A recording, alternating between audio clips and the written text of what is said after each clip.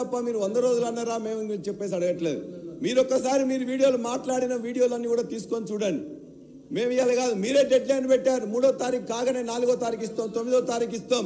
ఈ ప్రభుత్వం గత ప్రభుత్వం చేయలేదు అని చెప్పేసి మీరు చెప్పారు.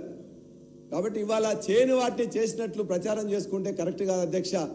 ఇవాళ దీని ద్వారా 6.5 లక్షల మంది ఇవాళ డ్రైవర్లు, ఆటో డ్రైవర్లు మొత్తం కూడా రోడ్డు మీదకి వచ్చారు అధ్యక్ష. ఇవాళ వాళ్ళందరికీ కూడా 6.5 లక్షల మందిలో అనేక మంది, కొంతమందికి మాత్రమే సొంత వాహనాలు, సొంత ఆటోలు ఉన్నాయి.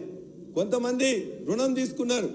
కొంతమంది ఇవాళ డైరెక్ట్గా వాళ్ళందరూ కూడా రోజుకి 300 రూపాయలు ఖర్చు పెట్టి వాళ్ళందరూ కూడా కిరాయి తీసుకుంటారు అధ్యక్ష. ఇవాళ నిన్నటి వరకు 21 మంది ఆటో డ్రైవర్లు ఆత్మహత్య చేసుకున్నారు. ఏ మహిళలకైతే ఉచితంగా మీరు ప్రయాణం చేయాలని చెప్పేసి ఒక గొప్ప వరం ఇచ్చారని చెప్పి మీరు భావిస్తున్నారో, ఈ యొక్క 21 మంది డ్రైవర్ల యొక్క భార్యలకు కూడా మీరు ఖచ్చితంగా ఎక్స్గ్రేషియా 20 లక్షల రూపాయలు ఎక్స్గ్రేషియా చేయాలని చెప్పేసి వారి తరఫున కోరుతున్నా అధ్యక్ష. అంతేకాదు మీరు కూడా ఇందులో ప్రకటించారు 6.5 లక్షల మంది ఇవాళ వాళ్ళందరికీ కూడా 70 నుండి 80% ఆదాయం తగ్గిపోయింది.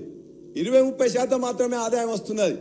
ఇవాళ వాళ్ళ పొయ్యిలో పిల్లి లేవలేని పరిస్థితి ఉన్నది. వాళ్ళు ఎందుకంటే రోజు 300 రూపాయలు కిరాయి ఇవ్వాలి, 200 రూపాయలు డీజిల్ పోసుకోవాలి. వాళ్ళకి కనీసం 500-700 రూపాయలు అయితే 1000 రూపాయలు కూడా రావాలి. కానీ 500-600 రూపాయలే వస్తుంటే ఇవాళ ఈఎంఐలు కట్టలేక, ఇంట్లో భోజనం పెట్టలేక ఇవాళ 21 మంది చచ్చిపోయినరు. ఈ ఆత్మహత్యలు ఆగాలంటే వాళ్ళందరికీ ఖచ్చితంగా వాళ్ళ యొక్క ఏదైతే ఆటో రుణమాఫీ అనేది ఆటోలది ఉన్నదో ఖచ్చితంగా దయచేసి శ్రీధర్ బాబు గారు ఒక నిమిషం క్లారిఫికేషన్ లేదు సార్, మీరు ఫ్లోగా మాట్లాడుతున్నారు. సరే మాట్లాడాను సార్, ఎందుకు అది పెడుతున్నారు? ఆయన ఆవేదన ఆందోళన చూసి ఒక నిమిషం మాట్లాడదాం అనుకున్నాను సార్. సార్ గౌరవ సభ్యులు రాజేశ్వర్ రెడ్డి గారు ఒక సందర్భంలో మేనిఫెస్టో గురించి మాట్లాడుతూ ఉన్నారు, ఇంకో సందర్భంలో తనకు అనుగుణమైన సబ్జెక్టు మాట్లాడి ప్రజలను తప్పుదోరే ప్రయత్నం చేస్తున్నారు. అధ్యక్ష, ఈరోజు మేము చెప్తా ఉన్నాం, నేను ఈరోజు గౌరవ సభ్యులకు తెలియజేస్తా ఉన్నాం, ఉచిత బస్సు ప్రయాణం 13 అంశాల్లో ఒక ప్రధానమైన, మేము గ్యారంటీలో పెట్టుకున్న ప్రధానమైన అంశం. నేను వారిని సూటిగా వారిని వారి పార్టీ వారిని కోరుతా ఉన్నాను.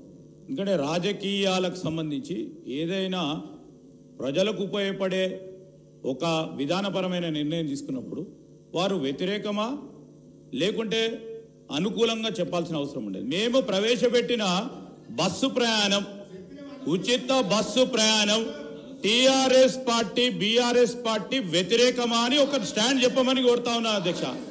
రెండోది అధ్యక్ష, ఆనాడే మేనిఫెస్టోలో పెట్టినప్పుడు చిన్న చిన్న సమస్యలు ఏర్పడతాయని ఆటో డ్రైవర్లకు సంబంధించిన సంక్షేమం కూడా మా బాధ్యత. ఆ బాధ్యతలో భాగంగానే సంవత్సరానికి 12,000 రూపాయలు ఆటో డ్రైవర్లకు ఇచ్చే సంక్షేమ కార్యక్రమాన్ని కూడా ఆ రోజు మేనిఫెస్టోలో పెట్టినాం.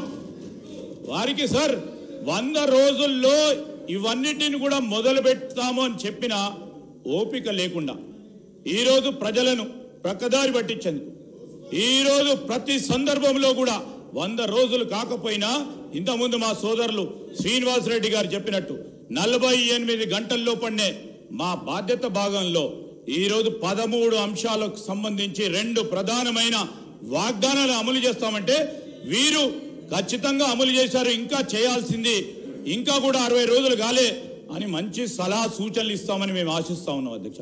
ఈ రోజు కూడా చెప్తా ఉన్నాం అధ్యక్ష, ఈ రోజు కూడా గవర్నర్ గారి ప్రసంగంలో మేము ఎక్కడ మర్చిపోలే, ఇంకా 100 రోజులు రాలే, మరో 2 గ్యారంటీలకు సంబంధించిన అంశాన్ని గౌరవ గవర్నర్ గారు వారి ప్రసంగంలో పెట్టడం జరిగింది. ఈ రోజు మేము చెప్తా ఉన్నాం అధ్యక్ష, ఈ సభాముఖంగా కూడా చెప్తా ఉన్నాం, ఆటో డ్రైవర్లకు సంబంధించిన సంక్షేమం మా ప్రాధాన్యత, మా బాధ్యతగా ఖచ్చితంగా చెప్తా ఉన్నాం. వారికి కూడా అభయం ఇస్తా ఉన్నాం. ఆటో డ్రైవర్లకు సంబంధించిన సంక్షేమం ప్రధానమైన బాధ్యతగా ప్రాధాన్యత ఇచ్చి రాబోయే బడ్జెట్లకు సంబంధించి వారికి ఇస్తామన్న 12,000 రూపాయలు ప్రతి సంవత్సరం ఖచ్చితంగా ఇవ్వటం జరుగుతుందని మీ ద్వారా వారికి తెలియజేస్తా ఉన్నది. పల్లా రాజేశ్వర రెడ్డి గారు